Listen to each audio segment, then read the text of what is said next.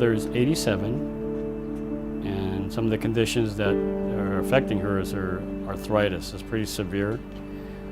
She's always in pain. She's used to being really independent.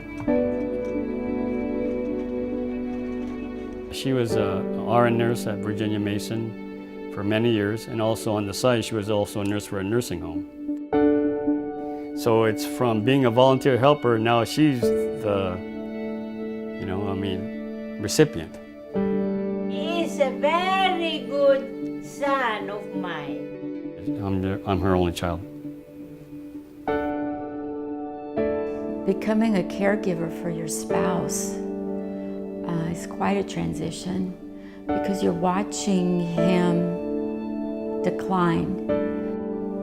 Prior to his diagnosis, he was a full-time college professor. He also served as an academic dean at the college for a time.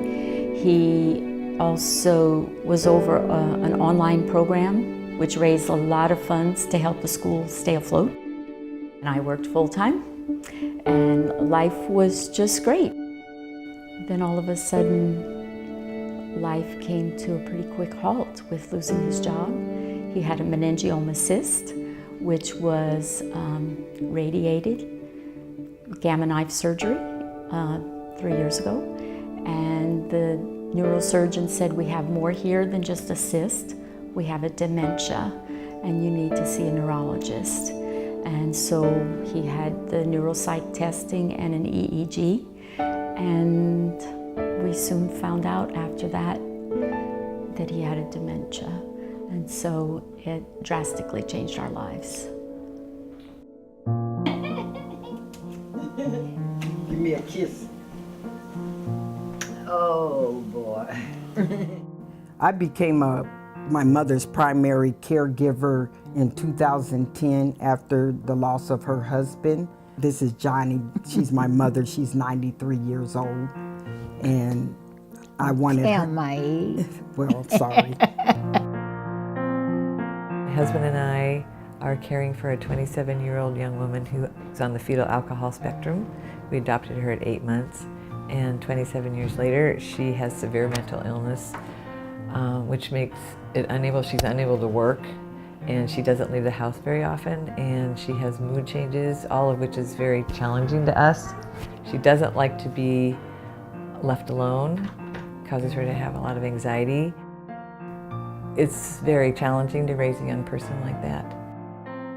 I mean, it's sort of humbling because it's my mother, and now I'm taking care of her like she's my child. Stressful. It just makes my heart beat fast. It's just, I worry so much because I want to keep her here with me as long as I can.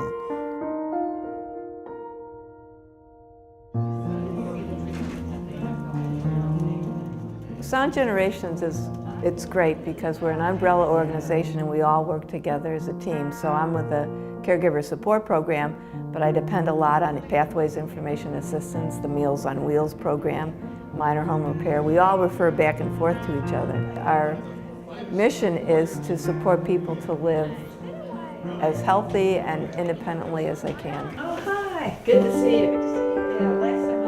So our case manager, Sally Friedman, she referred us for counseling. So we were able to get 6 sessions of a counselor to discuss, a focused time when Ming and I can talk about what it's like to raise Stephanie, vent our feelings, and then make a plan. Sound Generations, they provided great information or support. I mean, because I didn't know nothing of really caregiving, right? I just okay, how do I deal with this? I mean, I'm not no CNA or anything, so where do I get help or resources to help me along the way?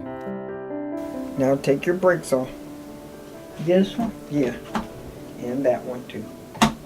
I really enjoyed the minor home repair program, which enables us to get low rates for fixing plumbing, electrical, carpentry, putting in safety apparatus for my mother. Oh gosh, that shuttle program is great because she lost transportation, coordinate with Hyde Shuttle, my mother's schedule. And yeah, from that point on, We relied on the shuttle. Being here at the Southeast Seattle Center, I actually signed up to be a volunteer because I missed working, and I knew that it would give me an out, and I knew that it would also get Leo here, and so I have been able to get him involved in different activities. People know him here. If he's not with me, they ask, "Where's Leo?" So there are people that care about him here very much.